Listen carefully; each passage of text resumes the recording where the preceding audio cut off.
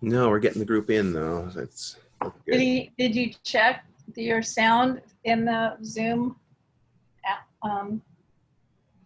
app? There's a sound level you could check. Oh, that's true. Because I've had to do that before. Or sometimes your phone's microphone could be on mute too, potentially. Yeah. Somehow. Yeah. There is a way to call Oh, it. you're not on your phone. Okay. There's a way to call in. I should have sent those instructions. Let's see if I can grab them right now and put them in the chat. Oh yeah, that's true, because people can listen to the audio. You can go to the Zoom account and test your speakers and look at your sound levels. One time I couldn't hear it for some reason. It was all the way down. Oh. I will be right back. Okay.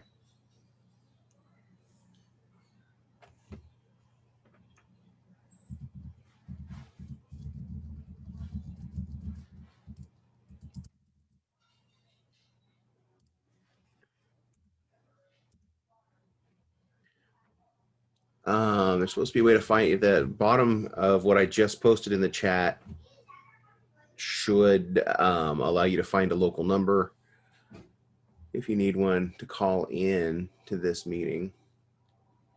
Then you would have to put in the meeting. Oh, Deanna Murphy. Then you would have to put in the meeting ID and code, which would be this part.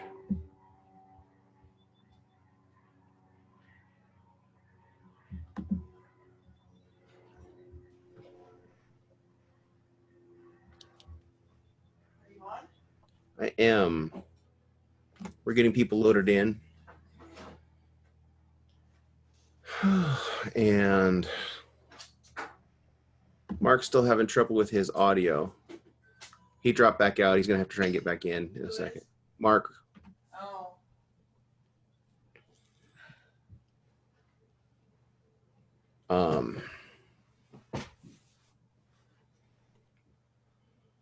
Oh, well. Good morning. Good morning. Let's just pray against technical glitches. Any other They're the worst. Yeah. Oh, Deanna, I'm jealous. You got a big old cup of coffee there, huh? Or is it tea? Coffee, and it says, but Jesus first. I literally got out of bed about 15 minutes ago. I was like, oh my gosh, I got to get up and watch this. I got to get on here.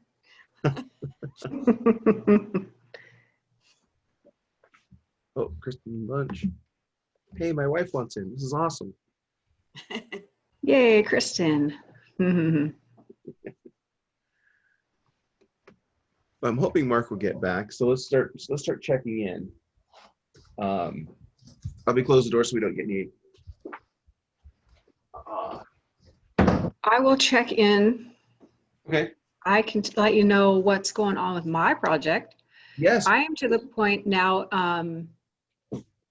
I think I'm probably 99% done writing, but now I have all these spots in my book where I made a note to myself, insert picture here, make a graphic for this, put a link in, you know what I mean? So I have all these little weird things that now I'm working on and trying to finish up on and getting inserted. So that's just my type of book that I'm writing, you know? Mm-hmm. So some of you may not have stuff like that you have to do in your book projects, but then again, maybe you will. Well, maybe your book could actually potentially have some photos that you want to include too. I guess just a side note, make sure any photos you include in your book or on your cover or anywhere in your project, they're either you took it yourself or you have the rights to use it, like you bought a stock photo or your neighbor took it and they're giving you permission to use it, you know, those types of things. People can get in a lot of copyright trouble with images, so don't do that. But anyway, that's kind of where I'm at. I have all these pieces and charts and graph and make this timeline example and make this, ugh. So anyway, that's kind of what I'm working on now, is all the extra little pieces that go along with what I've written. So that's where I'm at. It's like every other project that you do. 80% of it gets done really fast, and the last 20% takes forever. Yeah, and yeah. I got about 3 of the things done yesterday, and I was feeling good about that, but I don't know, there's probably 10 more left. It'll get there, getting there, bit by bit. Cool. That's awesome. Yeah. Oh, let's see. Let's pick on somebody. Deanna, we've already talked to you. How is your project doing? It's hanging out there. This week has been so incredibly busy that my goal of writing 1,500 words every day this week hasn't happened one single day. So I got to figure that out. But started distance learning with my granddaughter this week. So that was, changing up our routine and trying to figure everything out. So yeah, This is times to start. it's like a fifth of the way done.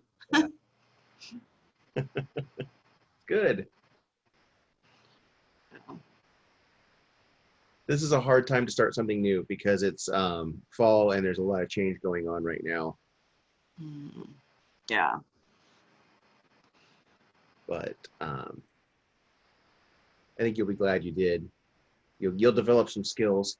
And if you can get writing done during this time period, then you're going to go like gangbusters. Yeah.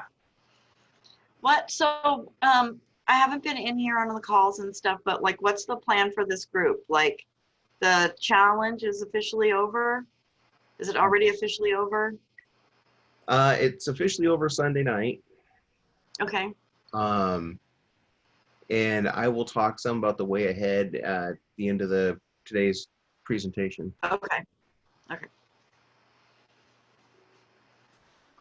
I'm excited. Oh, there's Mark.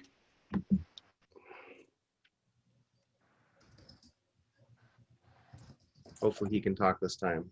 Yes, team 1, 2, 3. Yay! Hey! We hear you, Mark. Success. Yay! Awesome. We were just doing a quick check-in, so 2 minutes or less. How are your projects going? Oh, okay. So go ahead. So Sandy, how's your project going? I have 2 chapters that I skipped over to jump ahead and finish up the book. And so I have the 2 chapters. I did a bunch of notes on them, but I have to go back to write them. Been in collaboration with my daughter, and she gets first dibs on the rough draft. And then after that, go back to starting the editing. So it's exciting. That's exciting, yeah. So we know how Krista's book's going. She's in the same thing. She's got to go back and catch the stuff where she skipped it. Mostly hers is graphical. But yeah, that's perfectly fine to stay in momentum, write what you do know how to write right now, and then come back and pick it up. You would think it would be harder to save the hard stuff until the end, and it really isn't. It's get everything that you do know done, and then come back when you're really excited because I have this thing 70% written or 80% written. I'll just take it one piece at a time. Yeah. Melinda, how is yours going? I have a kind of a unique situation, but I'm super excited. Okay, so I'll give a little overview. So my book is how to help people find their blind spots. But I do that in my consulting company, for those who don't know. But it's a fresh launch. I'm just starting this company and I'm trying to get it promoted. So I wanted to just take the introduction and first chapter of the book, create a little ebook and put that out there as a lead magnet, a small ticket $4 lead magnet to get not only awareness of the book going to be come out, and to get the information in the book out to people, but also as a way on my funnel to have a bump of half off consulting for a month. And I got one. And yes, so I just got paid $1,500 for that bump. Nice. So that is awesome because I only need 2 of those to like pay my bare minimum bills because I'm totally broke. And I just really, really needed some money to come in. So it worked. I saw that post of yours, Melinda, yesterday. Actually, last night I tried to share it, but for some reason it wasn't letting me share it. So I was really sad, but I thought, genius, like taking some of your book that you've written, Yeah. especially kind of your topic, because it is like, what are your blind spots in life? And you could easily create like a small report type ebook, you know, where it's not your entire book, Right. but it's some stuff that you have already, and sell that. And then obviously that's going to And give that's what people that is. Yeah. interest. Yeah, that's a great idea. Great. Well, it was the Lord. and I got one. I just need one more to get me through the month. And so that'd be awesome. What's your plan for that one more? Are you going to go live some more, or what are you doing? I'm working on my Facebook ads. Cool. Yeah, I think I'm waiting. I was doing that all morning, and now I'm waiting for them to be approved. And yeah, and then I'll do some videos and lives and stuff. Yeah. Sweet. Well, tag us in it so we can share. Okay. Thank you. You're welcome. So I haven't actually gotten any writing done because I've been working on that. But now once I get these Facebook ads done, now I'll get back into writing mode to finish the rest of the book. Good idea. Well, it's cool that you're writing like a little short version. Yeah. First. It's great. That's great. That's great. Thank you. Thank you. I'm so glad that part's done. It was very tedious finishing it, the polishing it and everything, creating a little ebook. It was, like Andy was just saying, the last part it took forever. Yep. Awesome. Well, congratulations. Thank you. Mark, how is your book going? How are the 60s? Are they where we left them? Oh no, never leave the 60s. My book is going good. It's 100% written in my mind, but I'm finishing up chapter 4 of probably 12 chapters. I've got an outline going.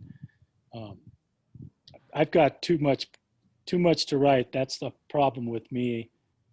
And yesterday, listening to you guys, Krista's idea of making everything perfect before it's done, I kind of work that way, but I also have to go back like you do, Andy, because I got a lot to dump out. So trying to find my style, and it's coming along. One good piece of news is down at my church, they started these home groups. And back before the COVID started, I'm the leader of the men's group, but there's a new group starting for writers, and it's being taught by a professor up at the University of Utah. And it's going to be our first meeting tonight. We're going to meet in person to see what everyone wants out of it. And he is a professional writer up at the U, and I'm really excited for that. Awesome. Get a little more, because I'm becoming a writer. I never was. I did a little technical writing up at work, but the more I do it, the more I get really jazzed up about it. I love it. And so I'm just gleaning as much information as I can, and you guys have been doing an awesome job. And as you can tell, I'm up in the mountains. I graduated in geography, physical geography. So I'm an outdoors person, but I like places and people, and I love showing people that I'm up here at about almost 9,000 feet at work, and taking a little break for my lunch to do this. So Awesome. It's beautiful. it is a beautiful place. And it's cool. Get out of the heat. I was wondering if you worked at some sort of a ski chalet or something based on. Yeah, my whole career has been up here since I graduated in 78. So I'm winding down. I work, manage a ski patrol. So I've been doing that for the last 35 years. Awesome. Well, cool. Well, congratulations on making progress in your book and Yeah. well, and yeah, and I think Krista and I both have the same process of drafting as fast as you can and then making it perfect on the revision. Right. Although I do try to tend to make it perfect from the start, but you know, it doesn't always work. But that's just the way I think. You know what I mean? So that's kind of, I try to make it happen that way, but always editing and revision needed still. Yeah. Yeah. So, Rich, how about you? How is your book going? Well, I'm jumping from chapter to chapter right now, and I'm finding how many animals were there in the Garden of Eden, or how many different animals did Noah take on the ark with him?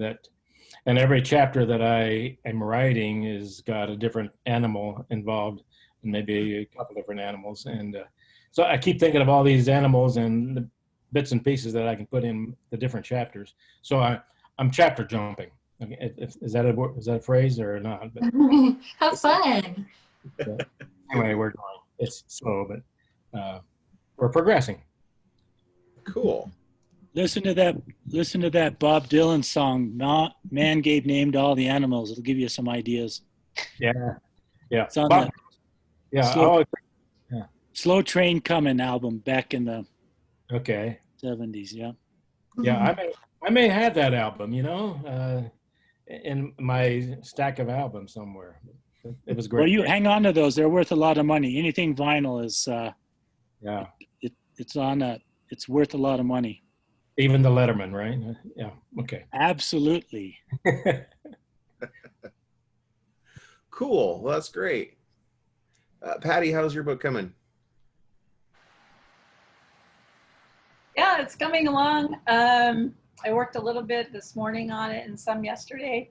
And I'm kind of doing a little bit of what Richard's doing with chapter jumping because it just depends on certain topics of each chapter. So, but I do kind of go back in and I was, perfecting things in certain areas, because I was like, this needs to be edited, or this needs to be fixed.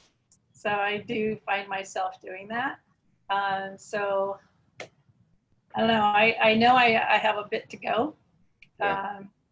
but the progress. I know I'm close to 29,000 words. So Awesome. Great. yeah, when I took Krista's first thing, I had never even written a book. So I think I'm plugging along pretty good there. Yeah. Congratulations. That's Yeah. awesome. Yep, you're doing pretty well. 29,000 words. Yeah, I don't know what. I don't Pretty even good. know what. I don't know what the goal would be. I don't even know. Somebody asked, well, how many words is it going to be? I'm like, I don't know. My current project is about 32,000 words, and it's done. Awesome. It's like, does it feel complete? Does it not feel Yeah. complete? I guess that's a good Have you question. said everything you need to say? Have you not said everything? You know what I mean? I think it'll feel complete to you Yeah. at some point. Yeah. Yeah. Yeah. And then I think going back in and going, nah, I don't need that in there.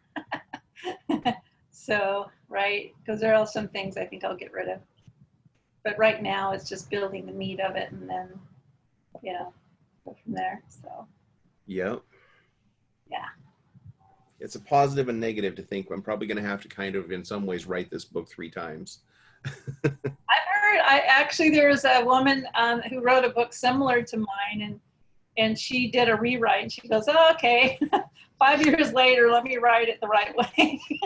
And she kind of redid it, because it was just so raw. Yeah. So We always have the option to do that, yeah. to do a revision. That's, Yeah. And I think there's a sense probably the first time a draft comes out to express the healing from it, because you don't want to depress your readers or horrify them or anything. So you want to express it from a standpoint of, this all got better, We're looking back, it all got better, don't worry, but here's what happened. And don't worry, but here's what happened. When you do your revision, you'll be looking for ways that you can just go ahead and take the reader through the experience at a pace that's appropriate, so that they experience what you experienced, and if they're reading at an average pace, they get to the shinier parts and they feel the same uplifting breakthrough that you do, and there won't be a need to protect the reader, you know, as much as it feels like probably when you're drafting the first time. Yeah, there's a lot of that. There's a lot of that. And the book cover, I couldn't join live, but the book cover presentation was really interesting too. I find now I'm looking at all my book covers. So, but I thought that was really interesting training you guys did on that. I never really thought of the different looks a book can actually have. Awesome. Well, I'm glad that was helpful. I wanted to include that, and I was glad we were able to get that in. Yeah. Well, great. Is everybody ready for today's training? Am I ready for today's training? Did we get everybody? That's Did I the miss question. anybody? I think we got to check in from everybody, right? Gabe checked in remotely on Facebook and told us he's doing one scene or one section at a time. He's got 18 or 19 pages per scene, and so it sounds like he's making progress too. So it's good. Cool. Cool. Oh, so let's. Oh, feels like I always do this backwards. Let's. Yay! I think this is it. Can everybody see the slides? No. No? It's still on you. Oh, okay. There. You can see the slides now? Yeah. Okay. All right. Oh, well, let me just do a quick prayer. I feel unsettled. Why do I feel unsettled? Lord Jesus, we pray for a hedge of protection around our time together today, and for your help in getting our books finished. And that is just the anointing we want to impart. I really want to pour out the ability and the things that you've given to me for being able to get book projects completed. So I pray that in our training and our looking at the way forward, that there would be encouragement and positivity, and that everyone would gain momentum and, you know, just sort of break free and get in the habits of being able to write in a way that is authentic to them and how you work with them, so that they can make progress and complete this work, because you are a completer. You are an author and a completer. You're creative, but you do finish things. So thank you that you make things thoroughly good, and we're built to make things thoroughly good like you do. So that is my prayer today, Lord Jesus. In your name we pray, amen. All right, welcome to week 3 with Andy Bunch and Krista Dunk, and session 9, technically, I suppose. Session 9, I went through and relabeled everything because I had labeled it wrong, because I had a hot seat that I wasn't counting as a session. I probably should have. I want to cover the basics of indie versus traditional versus hybrid or trade. Traditional, I say trad in here, but trade is probably technically what it's called, versus hybrid. Author platforms, a little bit about it. We can't get way into it, and there's a huge variety. So there's only so far we can go without discussing just your specific situation. And then we'll talk about the way ahead. I have a quick question, Andy. Go for it. Will these slides be in the VIP pod to look back to? I need to know how detailed to make my notes right now, if I'm going to have access to these later or not. Yeah, I Okay. should have 'Cause I know put them in after week 2, and I think I forgot to put week 2 slides in. I'll put them all in Perfect. Thank you. today. Okay. All right, so there's 3 different kind of, you know, ways to publish, and going back, you know, when I was born and when I was growing up, there was just basically traditional trade. There was trade paper and trade hardcover, and there was, when I started writing, about 26 major imprints. Now, an imprint you can think about Pixar, Marvel, and Disney. Disney owns now Marvel, but they were originally not owned by Marvel. And Pixar was all of the Disney animators who decided to strike out on their own, create their own thing, their own style. They did that, and now they are owned by Disney again. So Disney technically owns them all, but it would be thought of perhaps as three different imprints, three very different things, universes, worlds, ways of doing things, and specific audiences they're going after. So there was maybe 10 or 15 major companies, but there was 26 major brands that were represented when I started writing. And in the course of 8 to 10 years, that dropped down to 6. And it has since dropped to 5, and I'm not sure where they're at right now. They're folding up, and this is because this is the Amazon era. Amazon has been as impactful on publishing as the invention of PCs were on typewriters.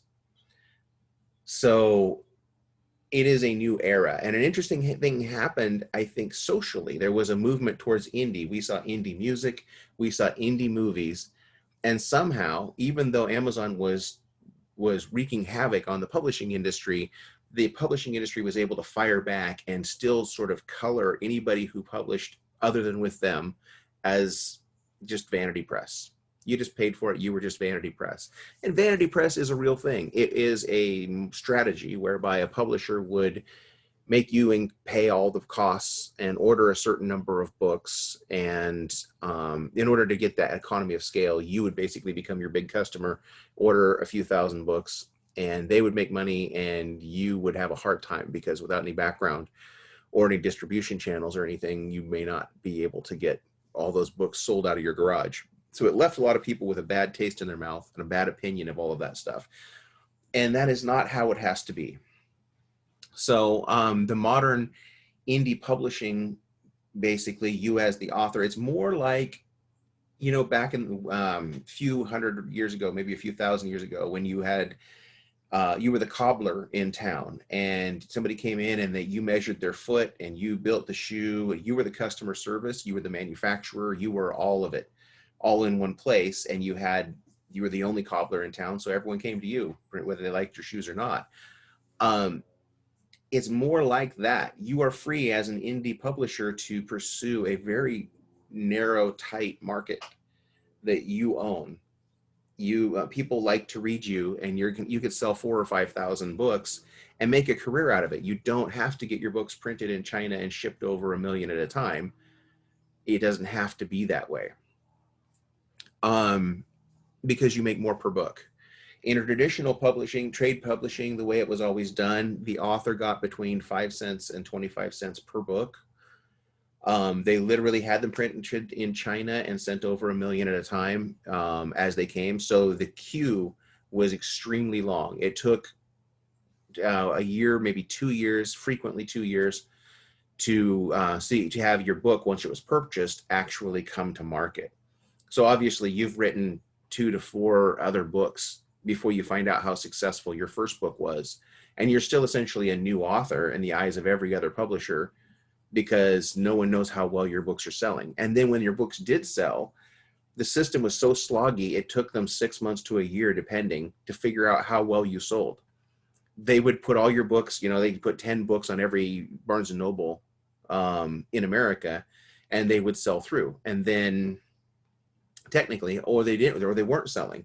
So a few months later, the bookseller would tell you, would either send back books, or they would order more books. If all your books, if they had 10 copies of your book, and all 10 sold on the first day, the system would automatically put in an order. Their own ordering system would automatically put in an order for 20 books in. So it would look like you're selling really, really well. And maybe you never sold another book through that store. And they ultimately would decide to return the other 20 books, or return 15 of the other 20 books. It was all a big kind of that's why they didn't bother. You could be technically selling well, but are you really selling well? We don't know. It was just kind of a weird system. So so they gave you an advance on your publishing royalties. They paid you in advance for your section of it, and they never asked you for the remainder back if you didn't sell through. Selling through is the point at which you've earned your advance, and they now need to start cutting you additional checks for the rest of your for royalties above and beyond what they've prepaid you for. But if you didn't sell through, you got to keep the rest of your advance. But that advance was based, like I said, typically on 5 cents to 25 cents per book. It cost them, the publisher, typically about 30 cents per book to get your book printed and sent to where they were going to go. So if you had a typical paperback book that cost $8.99, and you're figuring what they're paying you and what they paid the printer, you're still in less than 60 cents per book. And that book's going to sell for $8.99, and the retailer and the publisher split that most of the profit. Obviously, they're each getting about $4 a piece in that scenario. And you're getting, maybe if you're a well-known author, 25, 30 cents per book. Just kind of depends. So they're not great numbers. And here's the really horrifying part. So they have these sort of halfway houses for books. There's an official name for them, but it slips my mind. But it's basically a warehouse. This job there's a warehouse per region. And if a bookseller decided, I don't want some of my books, they would send them to this. They wouldn't send them to the publisher. There was no giant warehouse for the publisher. The books go straight to market. And then when they're coming back from market, they go to this halfway house. So you might sell really well in the South, or you might sell really well in the Pacific Northwest or something. So the first thing they do with all those books that they're getting back from places that you're not selling well is redistribute them to places where you are selling well. And then they're also going to have a reserve amount for people to sell in the future, because you might get fans, a year or two after you've published. So they do have sort of keep a stockpile of them. But there is a point at which they say, we've got enough, we've redistributed. That's typically 8 weeks. You have 8 weeks to get all of your selling, the bulk of your selling done, and to find out how successful you were. And then you're going to move down the shelf. They'll keep 1 or 2 of your books, and the rest of your books they're sending back. If they have enough of your books in stockpile, they will direct the place they would send them to, that halfway house warehouse, is going to direct the bookseller, that Barnes & Noble. They're going to say, okay, don't send it to us because we don't have a spot for it. Tear the cover off and send us the cover, and we will reimburse your money. By the way, the publisher ultimately reimbursed the booksellers for any books they didn't sell. So that's a pretty great deal if you think about it in retail. Wouldn't you love to be able to get 10 of whatever, and anything that doesn't sell, they just give it back to you.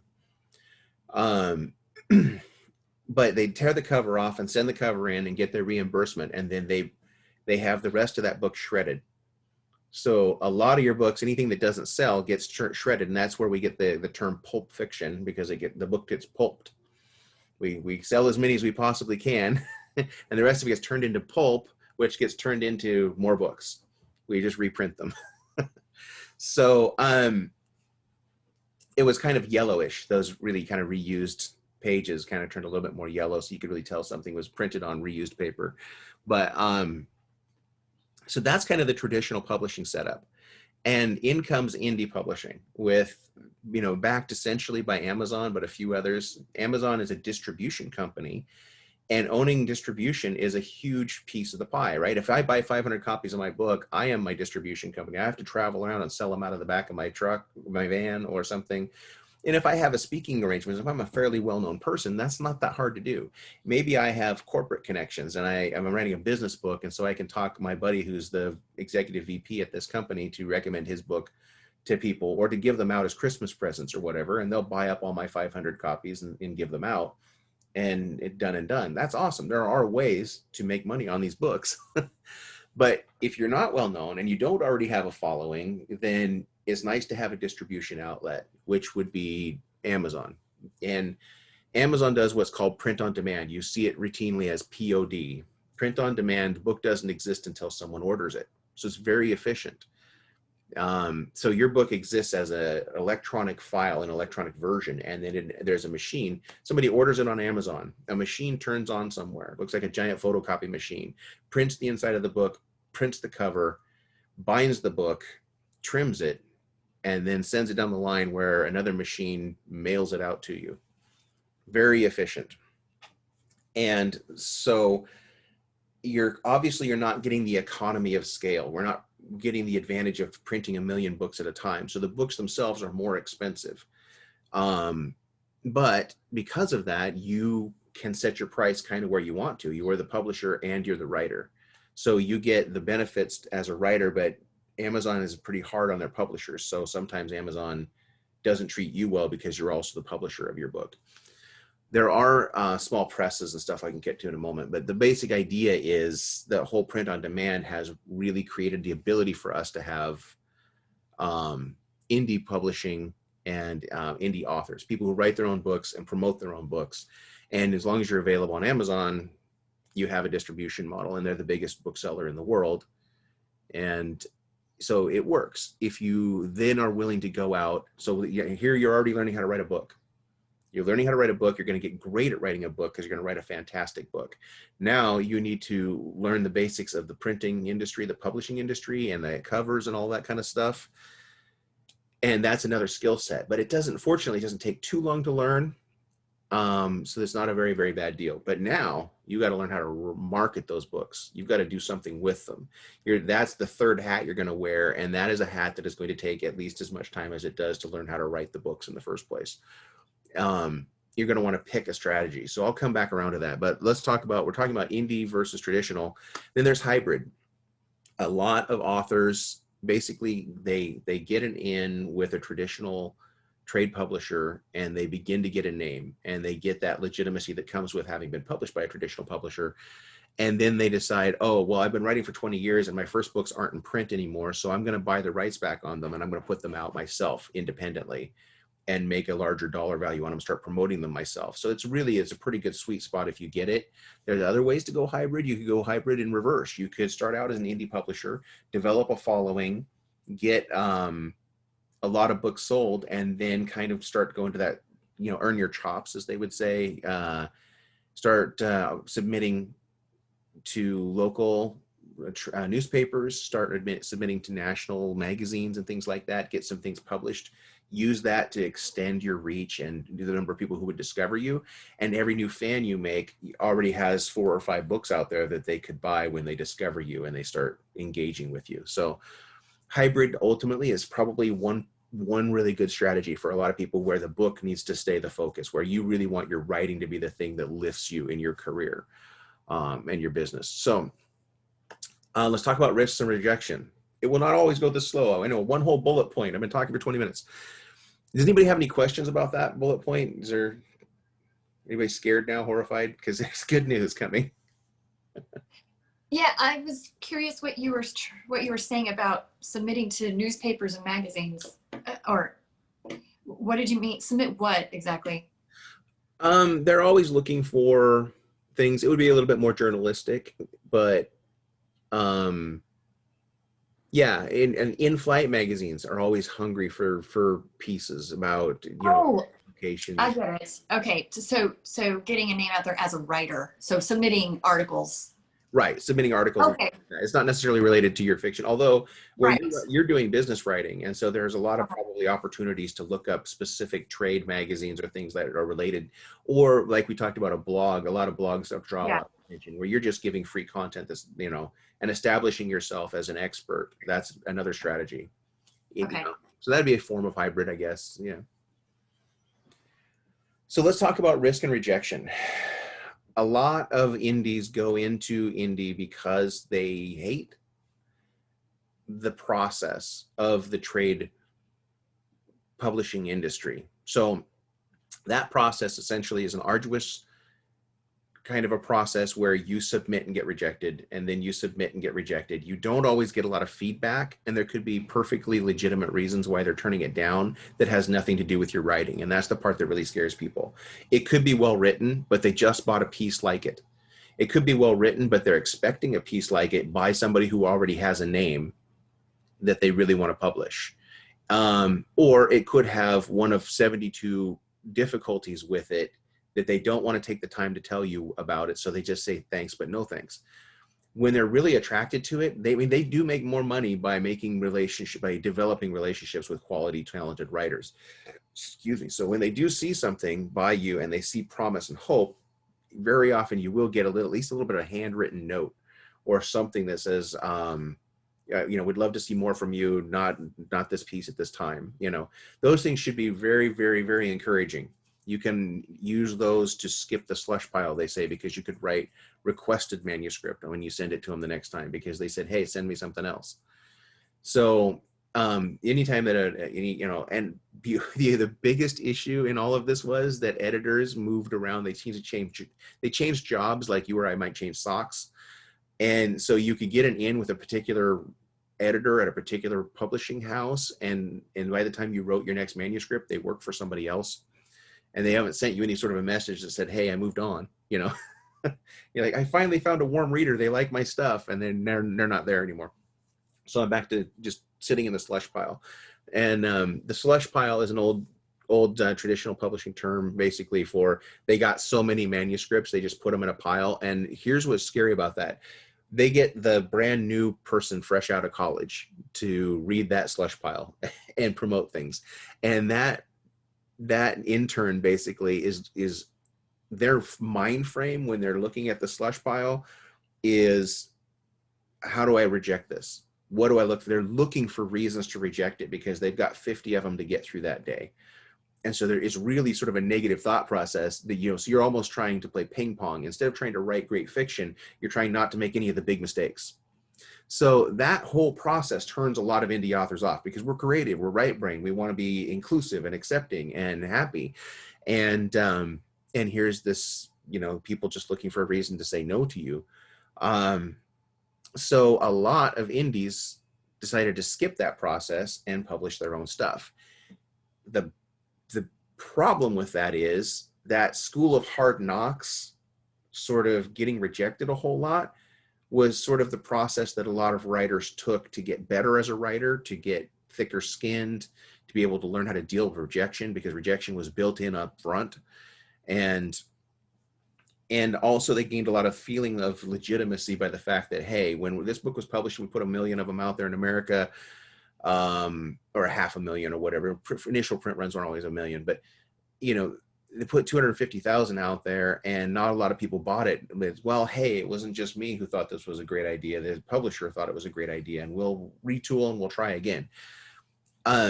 So a lot of people who wanted to go traditional, even when the industry was changing, were staying traditional for the wrong reason, because they wanted that validation. They wanted to get rubber stamped as, hey, I'm a good writer because somebody liked this. A lot of people who went indie for the wrong reason, because they thought they'd get less rejection. And so I really, because we're a heart-centered community, because we're people who can just lay it out there and talk about it like it is, I don't want to dwell on this forever, but I just want to say, checking your motives and making a strategic decision for the right reason is going to really be valuable for you.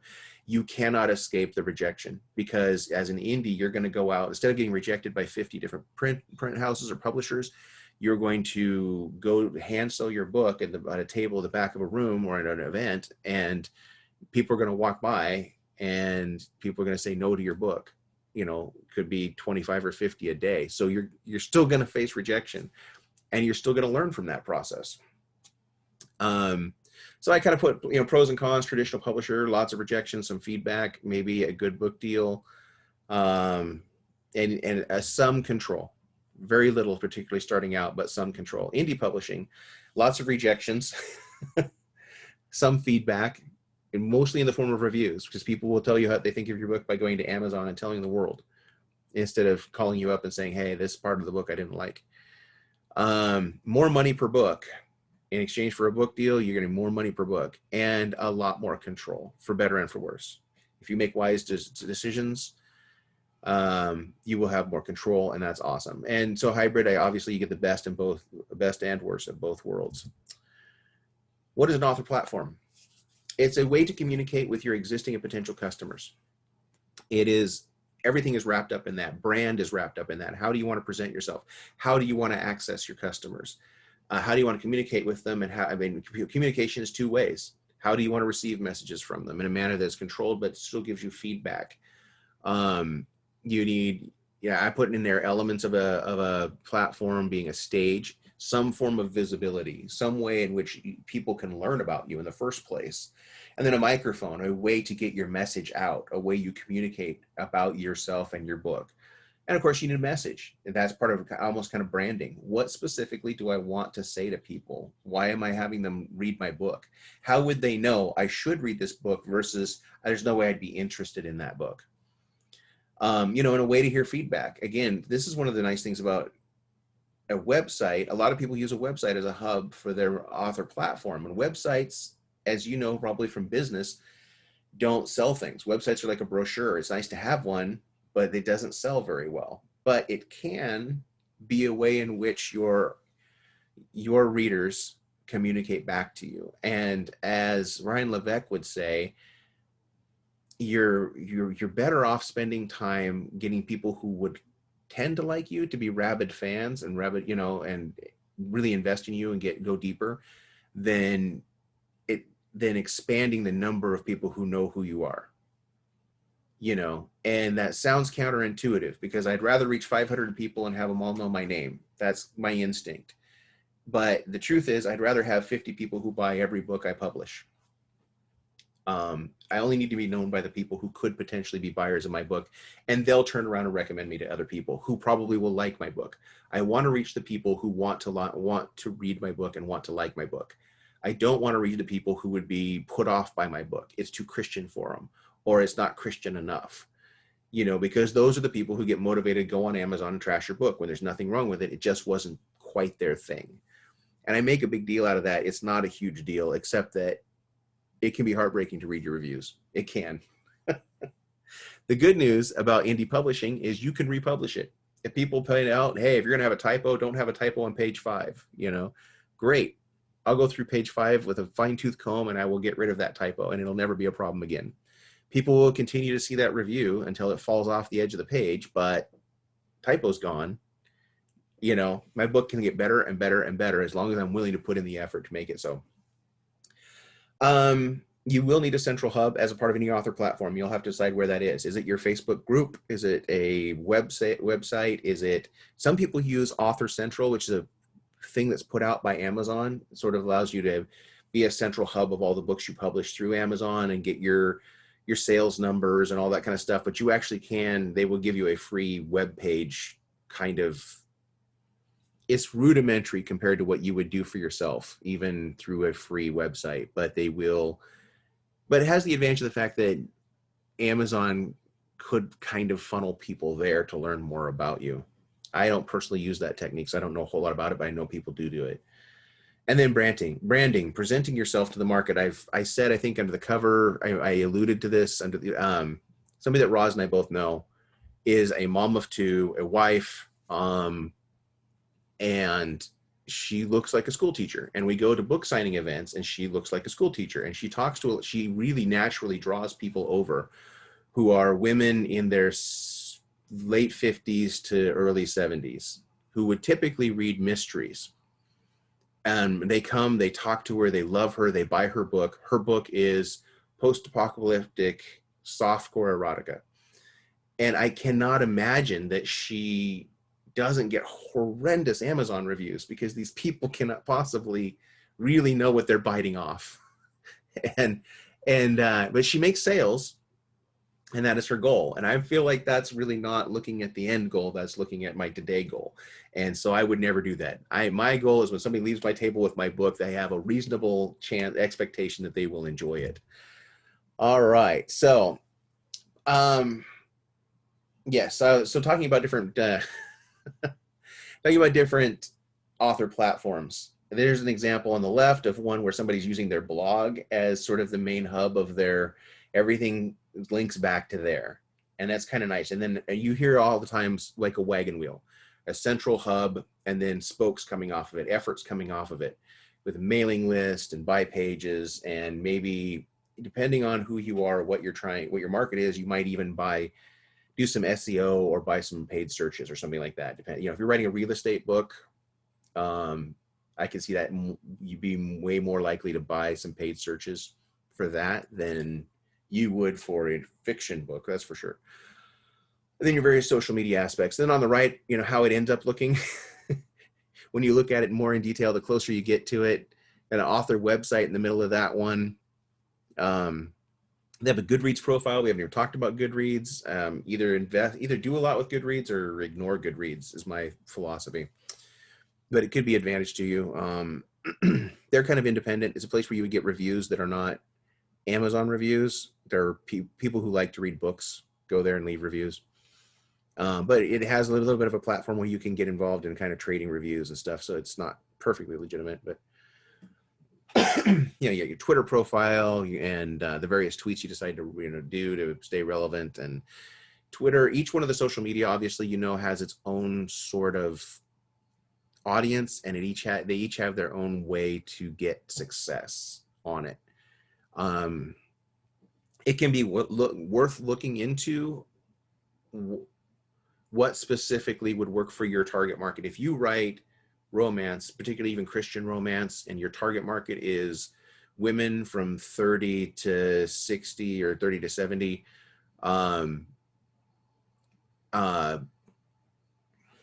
thinking, oh gosh, what's the name of it? I can almost see it in my brain.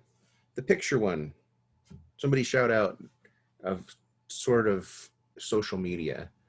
Pinterest. Pinterest, yes, Pinterest. I don't do a whole lot with Pinterest as far as promoting my books, but Pinterest works really well if your audience is female and if you write a particular type of genre and stuff like that.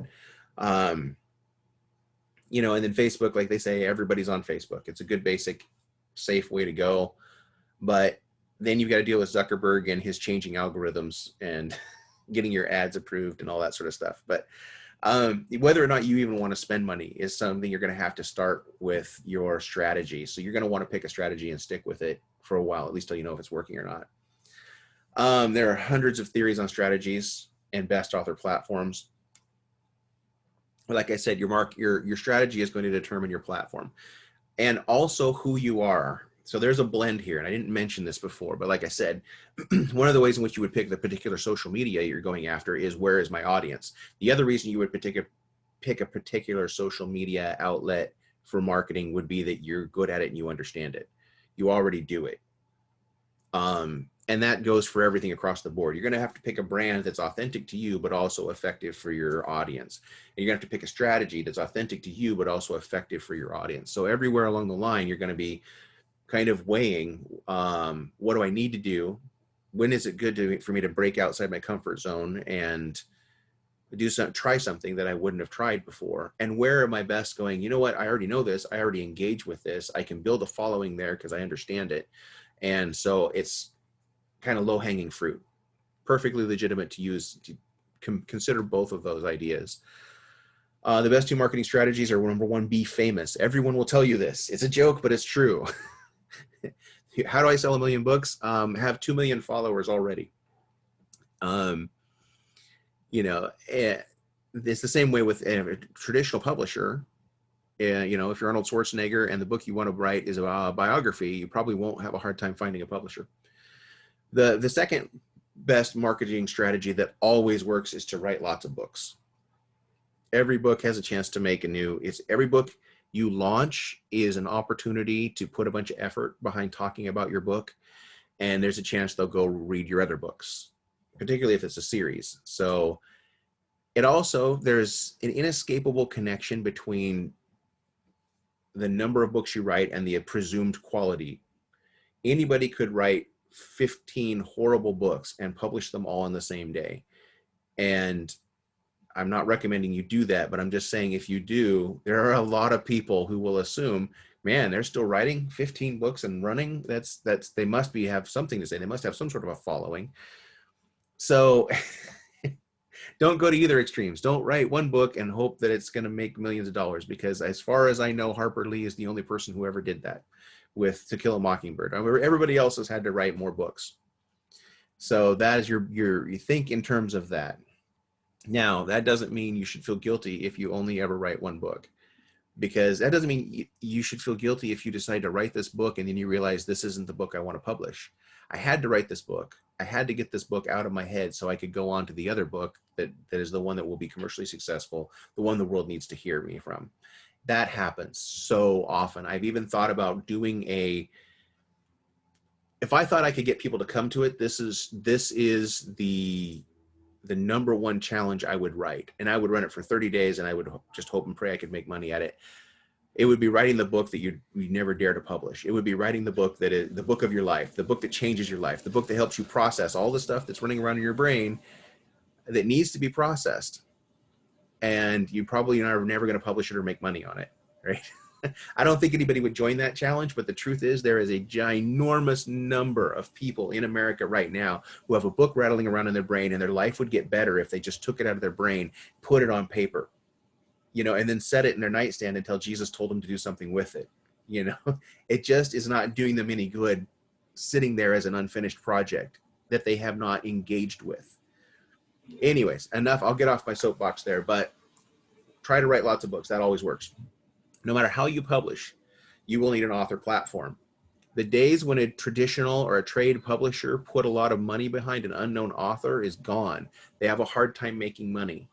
The ones that survive, here's who survived. I said there's still 5 left. I think there's 5 major imprints left still. They write Chilton's manuals. They write how-to books. Walt Disney will always be able to publish books. Guess why? They have something else going on. Talk about being famous. When you can do movies about a character, you can do little tiny children's books about that character. And because you're Walt Disney and people trust you, they will buy your book because they trust it, right? So the publisher now has to kind of put a little skin in the game. They can't just make money off the back of the person they're publishing. And this is not entirely exclusively only true, but that by and large is the people who are surviving, is people where the publisher adds something to the process, and including more than just distribution, because that's what they used to have. They used to have a corner on the market of distribution. How was I going to get my book in Safeway in Indiana when I'm a Pacific Northwest writer? So I needed a publisher for that. And now Amazon does that for me. Essentially, I don't need to be in Safeway. Amazon, I'm online. That's where they're looking.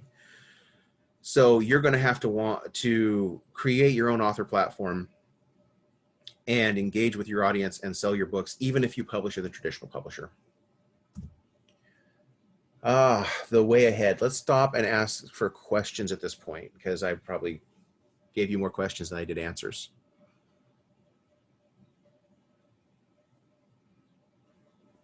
It was great info. What? Sorry again? I said that was great info. Okay, good. I hope I didn't horrify everybody. The good news. No, it was very helpful.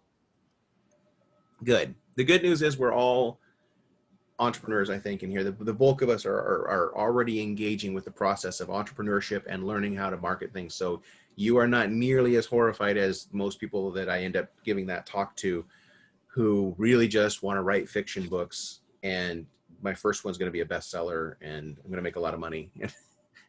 No, you are choosing to enter business, and you now have to consider all of the things that go with a business. So the way ahead, finish your first draft. That's number one. Find your first readers, people who are going to read it and give you feedback, and plan on at least one revision prior to anybody else seeing it. I think Krista gave you some phenomenal tips on self-revising, self-editing, and that is, do that even before you send it off to your first readers. Give your first readers something that's enjoyable to read and get that deeper feedback where they're not being distracted by typos or obvious things that you could have found yourself. But you will find things more yourself with a little bit of distance when you set your book aside. And one of the nice things about first readers is while they're reading it, you can move on and do something else. At some point, definitely consider hiring an editor. There are a few people out there who are amazing at editing, or their spouse is amazing at editing, and they find a workaround for it. But I really strongly recommend getting a professional pair of eyes on those. And I didn't talk a lot about small presses yet. I meant to loop back to that, but a small press or an indie publisher who is already experienced can be a great resource for multiple things. You can bounce questions off of them. They make a fantastic first reader. They, if they have time, and can get you to can make good recommendations for editors to hire or book cover designers to hire and that sort of thing. Hiring a book designer sounds like a big giant thing. When you consider hiring an editor is going to be way more expensive. Your book designer is somebody who's just going to set it up for print for you, and you can do it yourself. You really can. If you're going to publish through KDP for Kindle Direct Publishing, they will give you templates that are okay there, and they will give you instructions, and you have to follow their instructions. There is lots of little code that comes in when you write something in a Word document. I think it's the same for Mac. It puts a lot of little code in as you're going and as you change things, particularly as you edit and revise over and over again in different drafts. Stuff just creeps into it.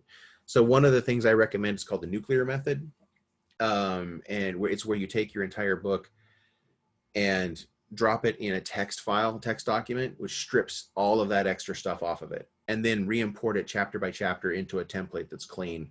It just saves you a little bit of heartache in the process of because once you're going to do, when you design your book and get it ready for publication, you'll upload it and they'll have a computer program look at it and reject it with some ideas about what you can fix. And then you upload it again and it rejects it. And you upload it again, it rejects it. You can shorten the number of times that happens by clearing all that code out before you send it the first time.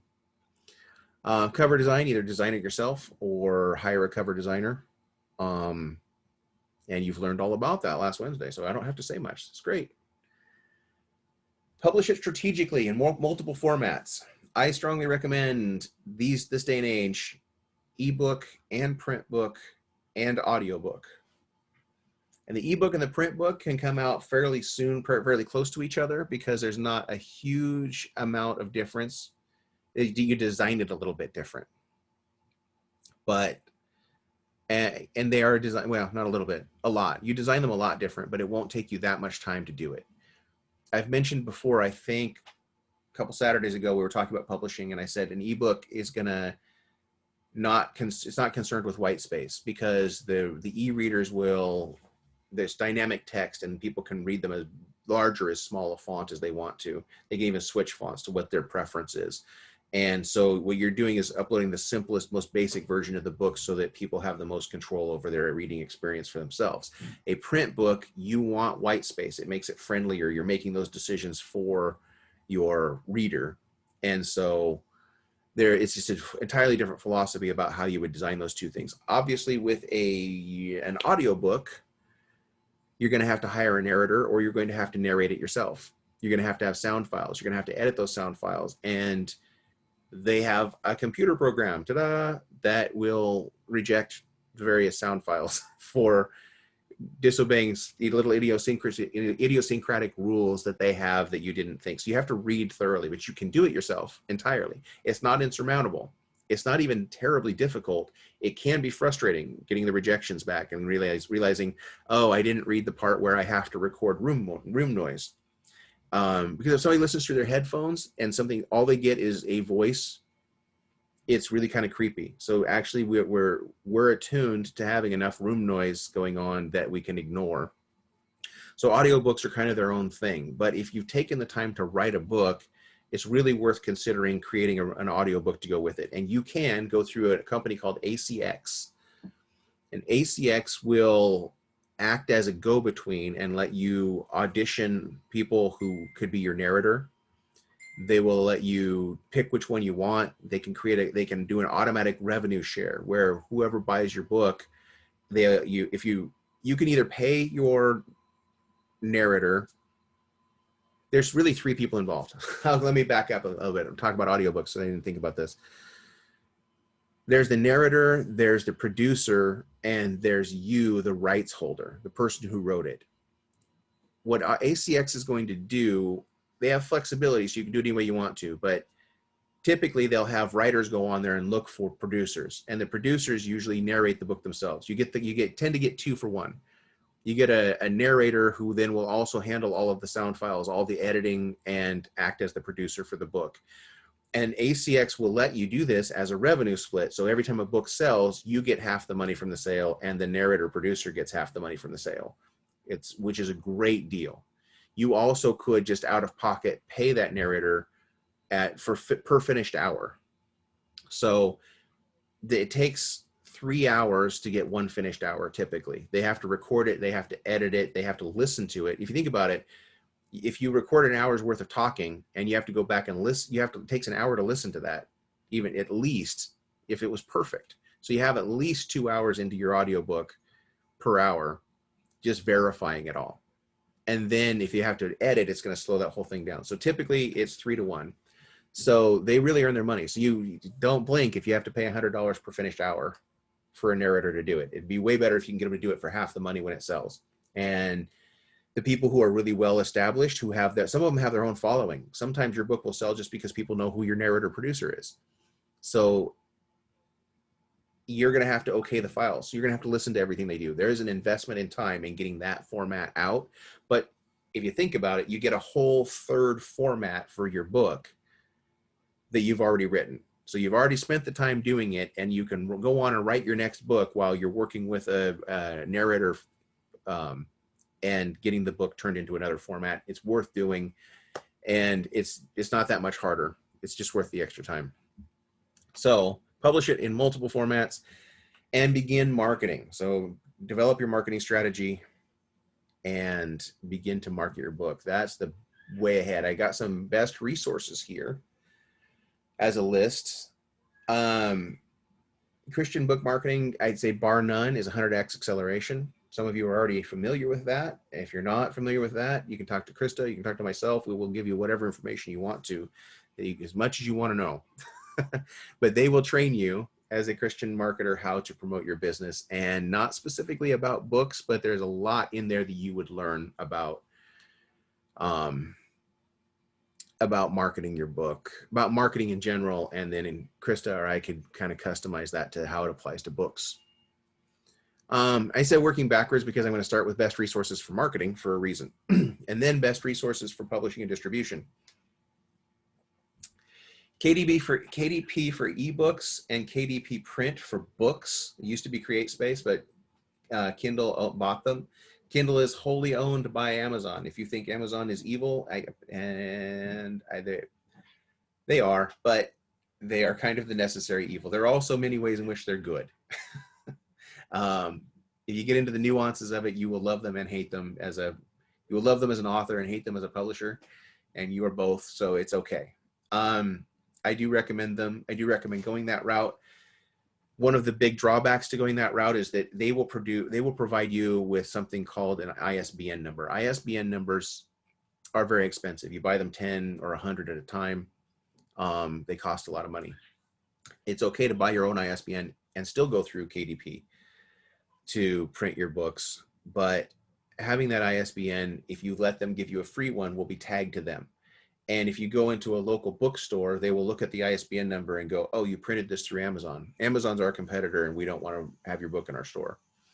They'll tell you that to your face. They are trying to be at war with Amazon, and I don't think it's an effective strategy. The bookstores that I like to deal with are people who realize Amazon's out there. They realize they still have a way to attract customers, people who will never shop for a book online. So they'll still take my book. There are options. They are not the only publisher out there and distribution source. Ingram Spark. Ingram is a distributor, and they created the Ingram Spark program. I don't know too much about it other than a lot of people go with them for their extended distribution, no matter what. They like them. So Krista might have a lot more experience with Ingram Spark than I do, but they are not exactly one for one the same thing as KDP, but they fill the same role in your journey of publishing and distributing your book. Lulu is another big one. They are more of a direct competitor for KDP for ebooks and print books, more so even for print books. There was a couple more out there that have gone, what starts with a K, but it doesn't matter because they've gone under, I think. They publish their own e-reader. Barnes & Noble tried to come up with their own e-reader, so they were doing their own kind of a thing with ebooks, and they've closed that down since. So it's really narrowing down to where Amazon-owned Kindle Direct Publishing is probably the big fish by far for many reasons. And I threw 100x Publishing, Krista Dunk, in there for a reason. Best resources when it comes to publishing and distributing. Whatever her current deal is probably the best way to go. And she, like me, would love to see you do whatever portions of it that you're going to want to do. It's really still your book. That's the nice thing. When I throw her in there with publishers, I do so only because now publishers don't take all of your rights. Traditional publishers used to take, they would buy your rights from you and they would outline it in the contract, but it would be first US publishing rights or first world publishing rights. And then there was all kinds of rights. You could negotiate back the Japanese radio rights, for an audiobook. You could, it was an infinite number of rights and all that kind of stuff. Now, Kindle Direct has two ways you could publish on Kindle. One would be where they kind of get your first US or world publishing rights for 3 months at a time, and they give you some stuff in exchange for that. They'll give you days you can put your book on sale. They'll give you a little bit of extra promotion, depends on what they're doing at the time. But you can also publish through them non-exclusively, which means you can then turn around and go through Ingram at the same time. And I don't know if Ingram will let you do that, but Kindle will let you do that if you're non-exclusive with them. They give you a smaller percentage of your own book. It drops from 70% of your cover price to 30% of your cover price if you don't choose to go with them exclusively. But like I said, it renews every 3 months. So you can start out with exclusive for them and then publish through other sources and go ahead and let your percentage of your cover price drop to 30%. It's all a matter of your strategy and how you want to sell your book. You could not publish your book on Kindle at all. You could, if you have another way to sell your book, like you already have a speaking tour or something else, or some other way in which you can access the public, if that's your strategy, you might try to create rarity by saying, this book is not available on Amazon.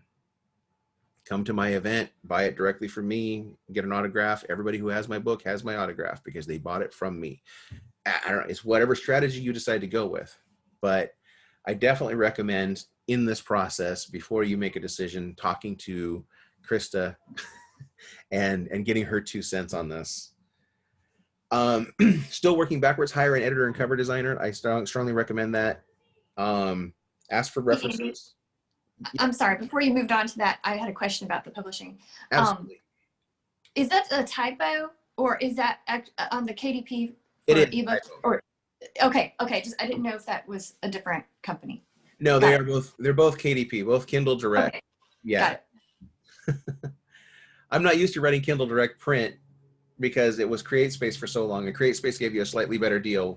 Amazon bought them. Amazon bought CreateSpace quite a while before they finally just were able to successfully fold them in with what they were doing for Kindle print. It was publish your ebook on Kindle, publish your print book through CreateSpace, and because Amazon owns them, they still put them on their distribution list.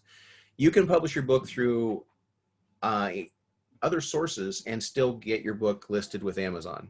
You don't have to publish through the Amazon-owned company to get your book there. But it would almost be smarter to upload your book to KDP, give them a non-exclusive. It'd be probably easier to do that even if you were going to be publishing through someone else, as long as the other company you're publishing through understands that it's non-exclusive.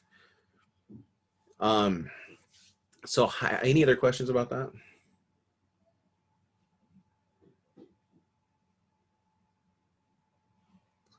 Okay, hire an editor and cover designer. We've already talked about. We talked about the cover design. We covered it pretty well. And hiring an editor, you don't see your own mistakes.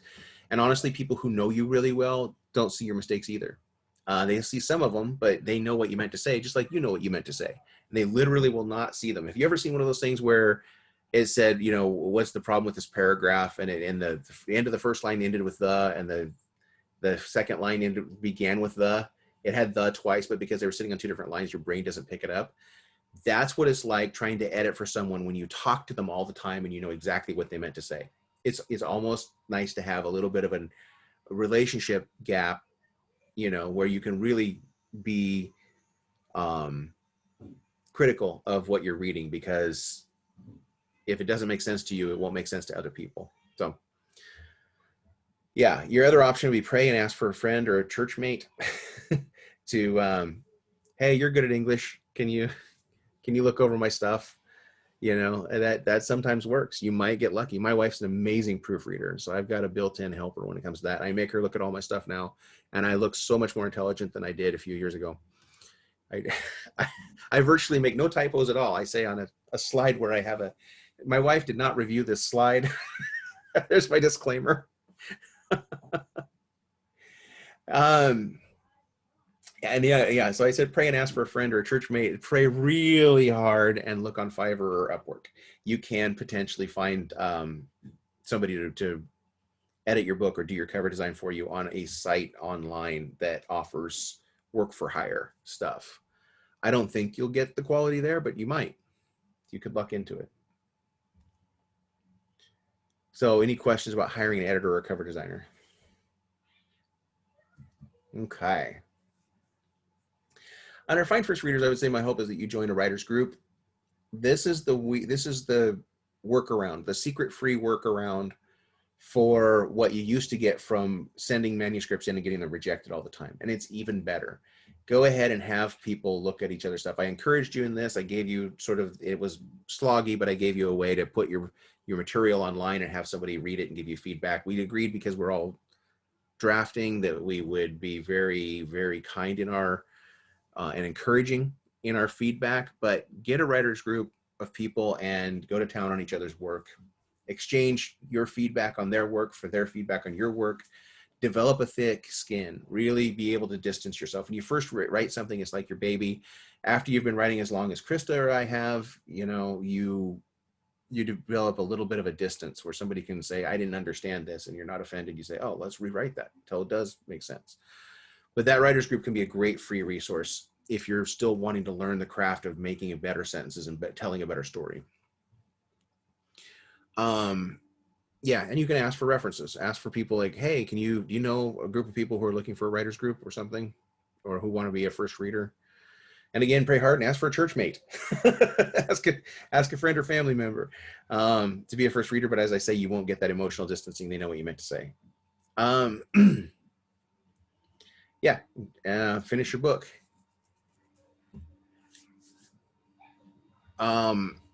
Or there's an exciting opportunity I will talk to you about now.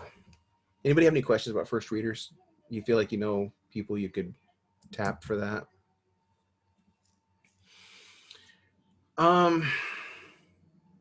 Obviously I didn't finish these slides, but Author Acceleration Academy, I think that's what it's called. And Krista Dunk, I'm going to let her tell you about the Author Acceleration Academy and this really amazing opportunity that's coming up. So take it away. I'm going to stop sharing my screen even. Oh, okay. Yeah, I do have a logo too. I don't know if I can share my screen because nope, I can't. Okay, so I can make you host. You can give it back to me later. okay, sure. I have super exciting. So I've been working with people besides just doing my own writing and my own author projects. I've been helping people since 2012 to write and publish books, and it has been super fun. And more recently, the beginning of 2019, partnering with Pedro in the 100X community, we created 100X Publishing, and that's been really, really fun. We've done 10-day write your book challenges. We've done a few trainings here and there in the 100X community. And also I've been doing book publishing services for people, and that's been really great too, because that group of people, I really love what they are writing because it's amazing stuff. And so 100X Publishing is going to be evolving just a little bit. And it's turning into an online school and community for authors. And it's actually, there's going to be a pre-launch of that starting next week on Wednesday.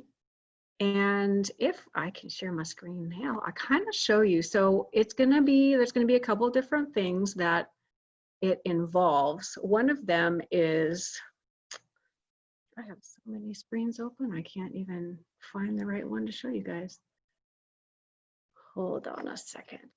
Okay. Here we go.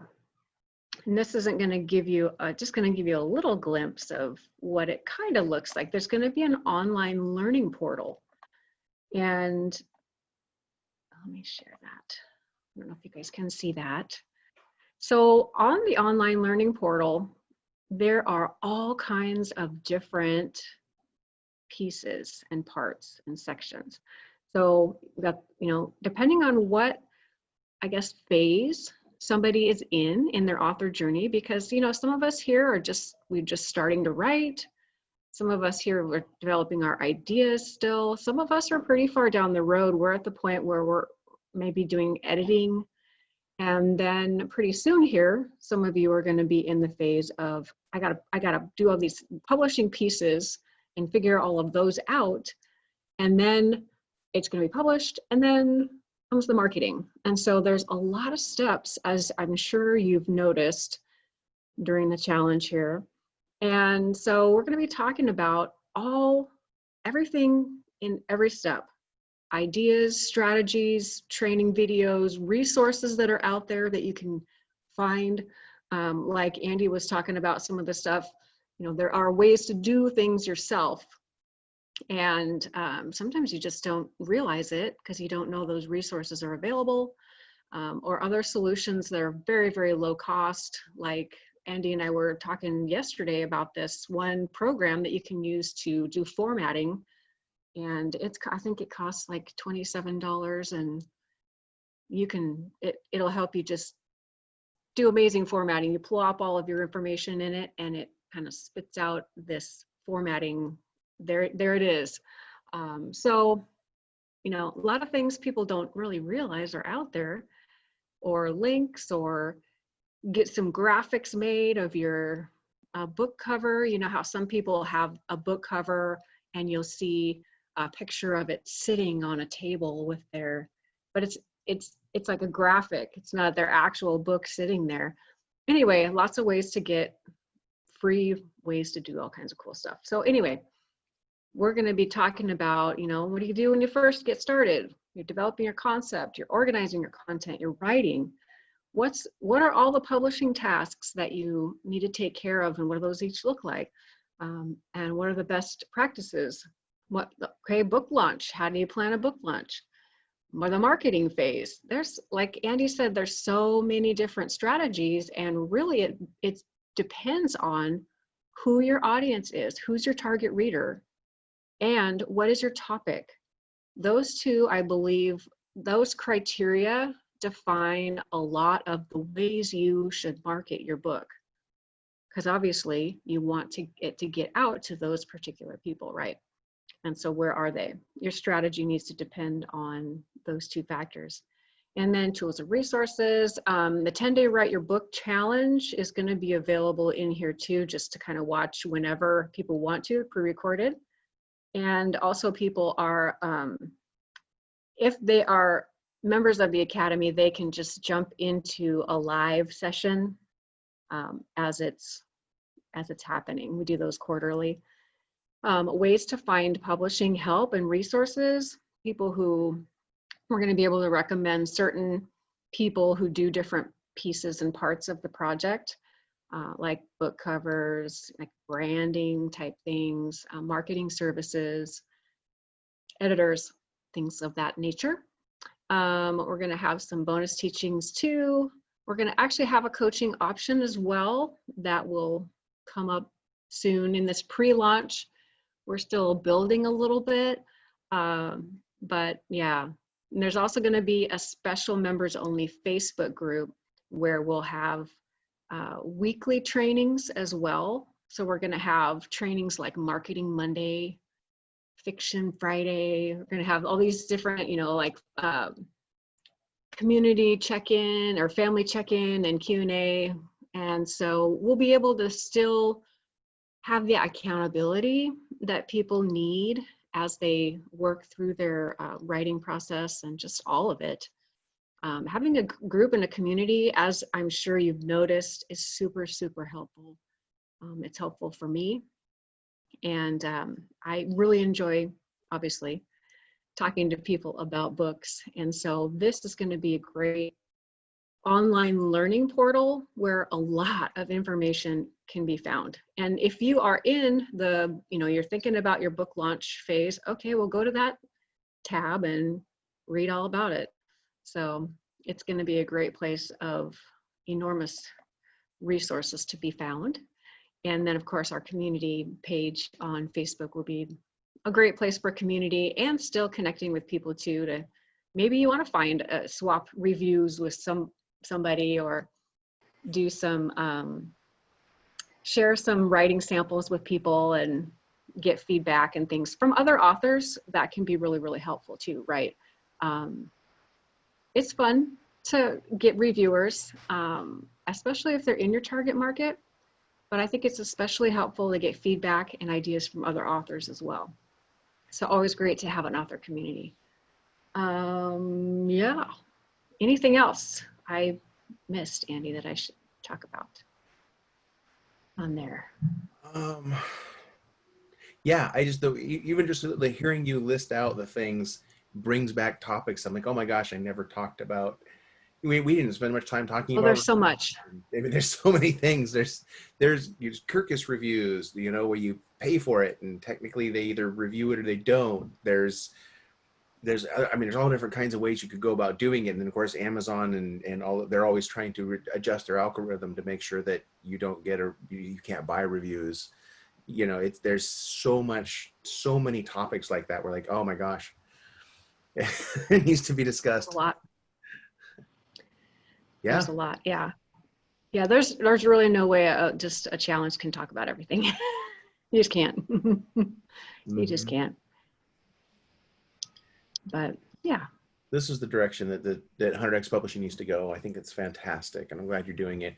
I had a similar idea, and I called Krista and said, I'm thinking about some sort of online writing group thing. They paid $20 a month or whatever, and I could occasionally go live and do some training. And she said, I'm way ahead of you. She described it to me, and I'm like, that's better. You do your thing. That's awesome. So I'm really eager. Yeah. Well, and I found, so Andy, there is another online author school. There are actually several. Mm-hmm. But when I heard that their price was like, I couldn't believe it. It was like $9,000 a year. And I thought, what in the world? There has to be some better options, And Right. so anyway, that was one of the reasons that 100X Publishing is going in this direction. So Yeah. So let's see. Am I? do I need to give you the Yeah, host host back. back? Let's see here. Host more. Make host. Okay, I think I just made you the host again. Yes, you did. Awesome. Okay, so I was going to have these bullet points wing on one at a time, but I'm doing an offer, kind of in a conjunction with Krista. This is kind of my piece that I would offer to help people get their books done, and it'll look maybe a little bit like this. Well, she and I are going to have to work together to develop what book coaching looks like within the Author Acceleration Academy. But the Author Acceleration Academy, I think Krista is intending to be that to be $97 a month eventually, or $997 for a year. So we can bundle in with that right now for the 3 months sort of beta version. As things are getting filled out, there's a lot of information on there, but Krista's being very generous with those first 3 months. I consider it to be a $297 value because that's what it ultimately will cost. She's got some people in there. Yeah, Dina, do you have a question? So when you were talking about the price, you broke up. I heard $997 a year, but what was it? What did you say before that? Ultimately, when after October, I think is kind of the launch, the official more launch date, and Author Acceleration Academy is going to be $997 a year or $97 a month. Mm-hmm. So based on that price, 3 months would go for, $297 would be a good price for 3 months. I'm offering to add to that a breakthrough session, a 50-minute breakthrough session, which is $97 value. If my VIP clients have had that, had an opportunity at that already. And then Which is awesome, by the way. Truly very helpful. Okay, good. Thank you. And then 6 book coaching sessions. These would be like a 20-minute check-in where we would talk about specifically where you're stuck or how your book is going And also it's just an accountability appointment where you can say, I said I would get this chapter written. I have an appointment with Andy tomorrow to talk about it, so I better get it done. So 6 of those, it will be 1 a week for 6 weeks, which should be enough, I hope, for the rest of you to get your manuscript done, since you're in momentum right now. And then this last line that doesn't even have a closed parentheses on it would be a book review. We are actually not seeing your slides, by the way. You're not seeing my slides? No. Huh, I probably, here, let's fix this. This will help a lot. Okay. From current slide. We see them now? Oh, there we go. There we go. Yep. Okay, yeah. So the 50-minute breakthrough session, $97 value, 6 coaching sessions, a $210 value, and then a book review. A book review is basically your manuscript review, taking a look at it, being even like more critical than a first reader would be, looking specifically for how it could be improved and giving you that specific feedback. It's not a guarantee that I would read every single page of it. I would probably take, I would say 70 pages, and it would be in blocks, 20, 30 pages right at the beginning, 20, 30 pages right at the end, random sections out of chapters in the middle, you know, checking to see for continuity and that sort of thing. But you would get, it would be a little bit less than a full manuscript edit, but it would definitely be feedback before you go through and revise your book and make it better yourself before you send it off to first readers or to an actual editor. And I can do things like, instead of going through and fixing that problem in every single chapter like an editor would, I can give you feedback on your first 20, 30 pages and say, do you realize you started every single sentence with I? And then you have that feedback and you can go make that edit yourself rather than paying your editor to take the time to give you that feedback line by line. So it's a big help when it comes to actually getting your manuscript ready to send off to somebody and pay some bigger dollars to for editing. It's really valuable, yeah. Having that professional review is really valuable, yeah. And then everybody that I do a professional review for, since I've essentially read your book, I'm going to find you on Amazon. When you send me a notice, tag me when it's published, and I'm going to go on there and basically share feedback on there too. So you're going to get a review on Amazon out of it too, which is always nice. That's worth its weight in gold. So your total value of $854 and your price, you know, $497. That's good all weekend because the event doesn't close until Sunday night. So that is my offer currently in this last challenge before, I think this is the last writing challenge we've got going on before October, but we'll see. Comparable services, I was looking at Author Academy Elite, costs about $5,000 for their full package. Self-publishing school costs $9,000 for the full package. They have some a la carte services where you could kind of technically get in a little bit at a time, but and self-publishing school has spoken from the stage at Pedro Adeo's conference. I'm pretty sure they have a great story behind them and everything. They make really good money doing the stuff that we like to do. But $9,000 is a pretty bulky package price, I believe. I mentioned that there are still scams out there. There is some vanity press is a real thing, and you shouldn't get roped into paying a bunch of money for copies of your book that you then have to turn around and sell on your own.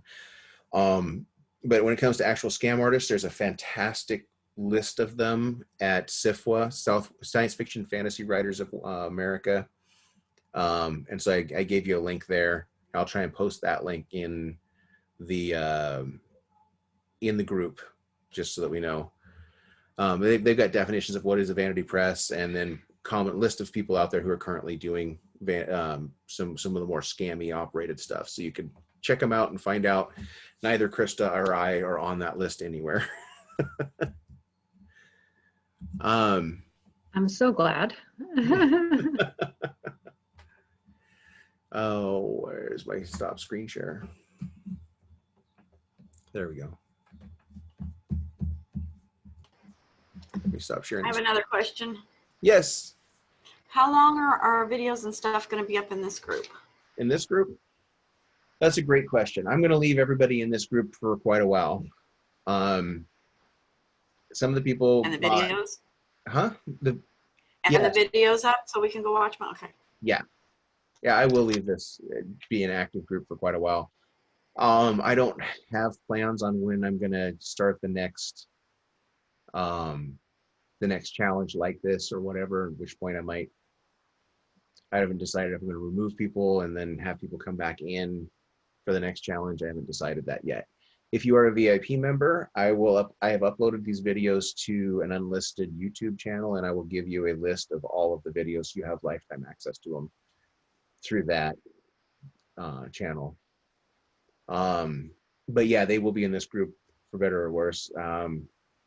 I would guess a year, because I still have my free masterclass previous stuff in there. Haven't bothered to take them down. But yeah, and it's the kind of thing where you're hot and heavy, you watch them, you're excited, and then you don't need them for a while. And then you go, oh, I'm going to write another book. I should review some of that stuff and go back. So I do want to continue to be a resource for that for everybody. But Or I'm not anywhere near to designing my cover, but I know I need to go watch that at some point. yeah, absolutely. And the All right, Academy thank has a you. training on that as well, It on does. covers as well too. So More detail. So I'm a little confused on the offer, Andy.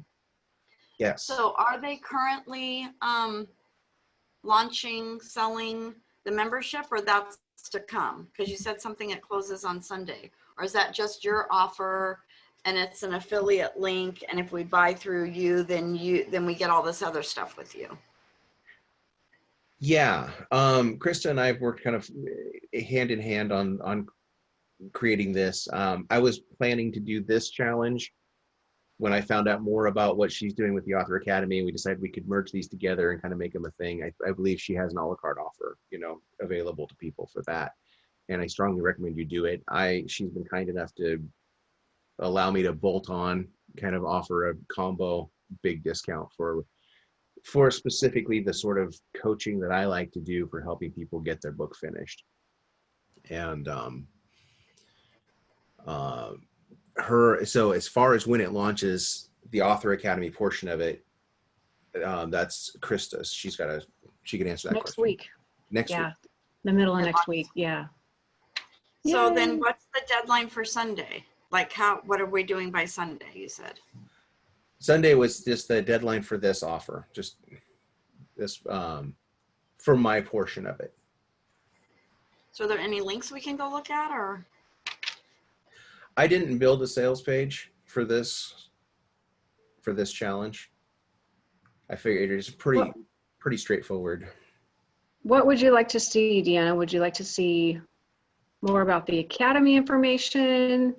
Kind of about what Andy's portion is, or what do you feel you need more info on? Oh, I guess I'm confused. So it says that, so he said that, so the price is $497, but we would get 3 months of the membership which is like a $297 value, right? Mhm. So even though you haven't launched it yet, we're like able to get in before everyone else? Yes, yeah. So there's Okay. going to be, really, I'm not telling anybody about this yet. Pedro and I are going to do a big thing later this year to kind of officially launch that academy. But right now, you guys could be like the pre-launch members, and which might be cool because, hey, if there's only, a dozen, 25 people in there, you'd get some more personal attention, which could be nice. As I'm building the archive of all the trainings, there's already a lot in there that will be there by next Wednesday. And plus, we'll be doing weekly trainings, and I have our group, so we'll be able to still chat and ask questions and give people feedback and all of that encouragement through the group as well. So yeah, that's kind of what that's going to look like right now. Well, then if we purchase this, then how do we get enrolled into the academy for the 3 months, and then it automatically starts charging us after that, or? After that, so basically, next Wednesday is the 9th.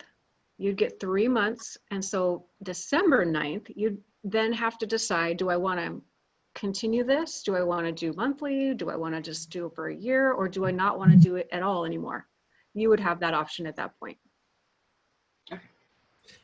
And really, I think that Krista is brilliant in doing that. Because, I mean, you guys, if those of you who know Pedro know, he tends to sell a year at a time of something because it's going to take a year to really do something. Well, it books, maybe it doesn't take a year, you know? Yeah. So she's fought hard to be able to say, I want to have a monthly thing because maybe people want to buy 6 months and then not have it for a while and then go, you know what, I'm going to write another book. I want back in. So. So Andy, is this a full pay $497 or do you have a payment plan? That's my question too, because my credit card maxed out. I have not. I would say email me with, Okay. and we'll figure that part out because I'm very open. Okay, awesome. Because I really want to do this. I just have to figure out how to do Oh, it. same here. I just finally got money in my bank account. Now it's I know. Well, you have to sell 3 now. I know, Yeah, I know. that's right. It's like if I could have one more week. Yeah, absolutely. I'm eager to be flexible, and Krista and I can put our heads together. But yeah, we will figure something out. Yep. Okay. If you want to appreciate that. participate, we want you to participate. So we'll Yeah. figure something out. Yeah. This is 2 different offers, correct? Right? Yeah. Krista has an offer, and then Andy has a separate offer, correct? It's We are kind of like bundling, but Yeah, it's like a bundle. Okay, so Although- bundle both of them. yeah, Okay. I did send you an email though, Richard, yesterday Yes. that kind of explained. So you, yeah. Yes. yeah. Yep. Some people in this group are already there, and we can revisit that if there, if we need to for a way to. If you've already purchased Krista's, for example, then obviously I can knock that portion out of the. If you wanted to purchase mine in addition, I could offer you an a la carte for mine.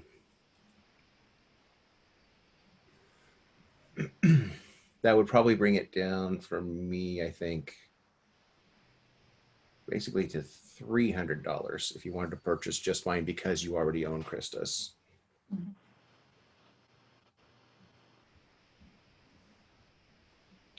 I thought it would be more confusing if I tried to present more than one offer at a time, but we do have Right. a lot of people in here that may already own one piece of it. So I've got a question. I've got a friend that has published books for the last 2 years, but I don't think she's had good results.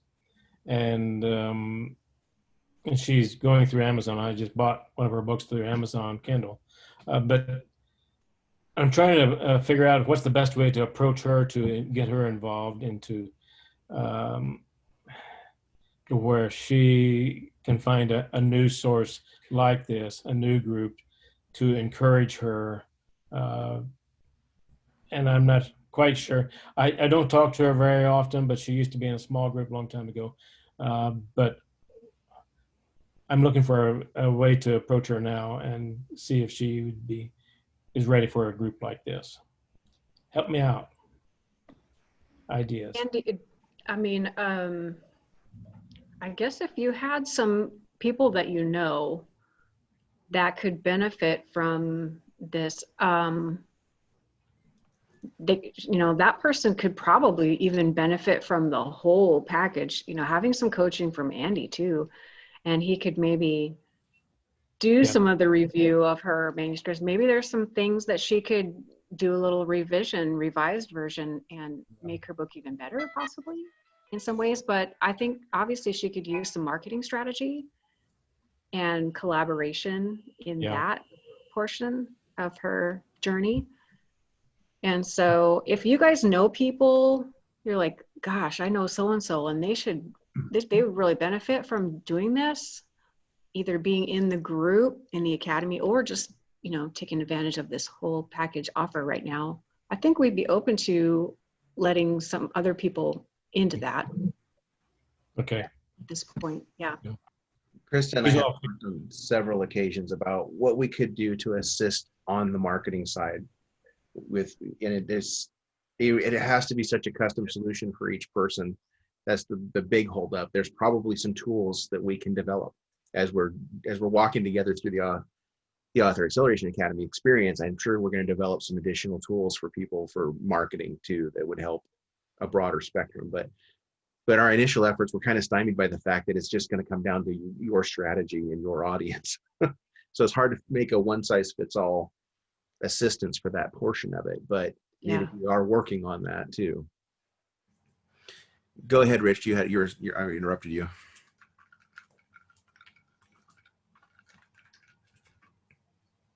I forget now what I was gonna. I got a phone call right in the middle of that there from my brother.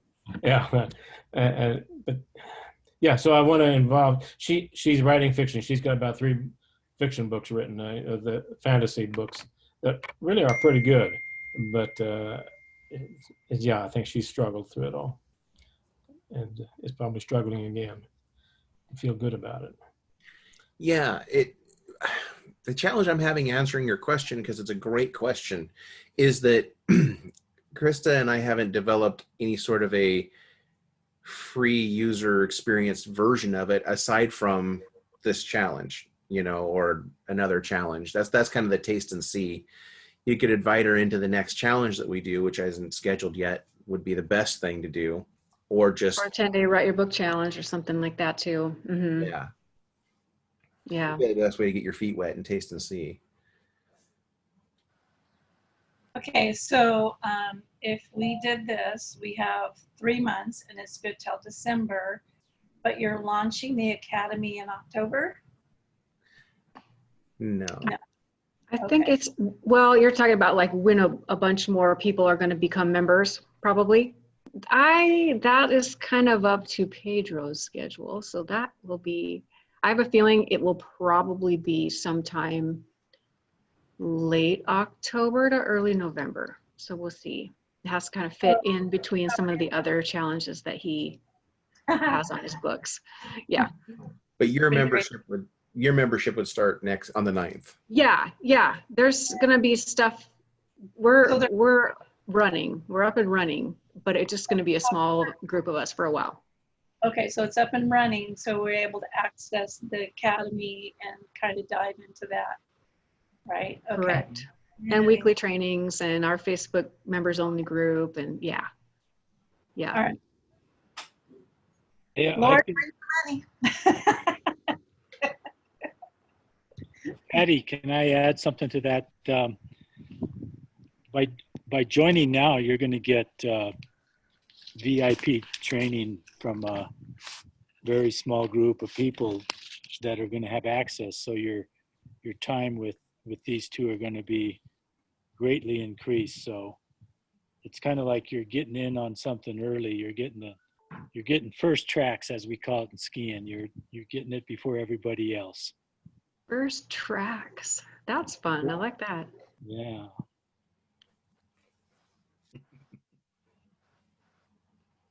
And then the academy, actually, I saw it has an affiliate program. So It which, does. if somebody joins, we earn money from that.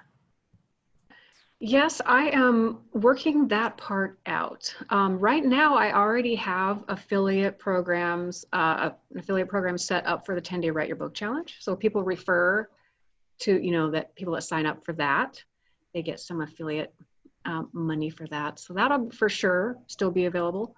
And then I need to figure out what to do about the, if somebody refers somebody to the challenge and then they end up signing up for the academy, kind of what that looks like. So still mulling that part over, but yes. Okay.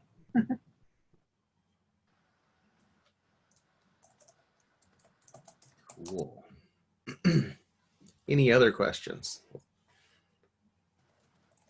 Yeah, one more question. If you join that academy, is that going to include or the book template, because that thing is golden. Yes, Mark, it does actually, which I didn't even mention. And I need to add that category. Thank you for reminding me on the Academy's learning portal.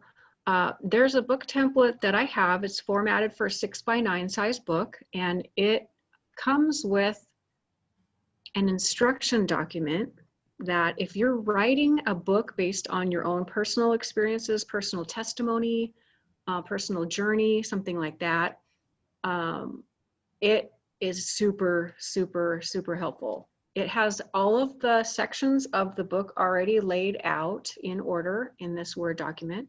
A copyright page, like everything's there, but you just have to, you know, fill it in with your information. But the instructions are like, well, what do you say in the introduction? What do you know, chapter 1, what do I write about? So it walks you through when you're writing that specific type of book. I also have one for real estate agents who are trying to write a lead magnet type book too. I have a template for that.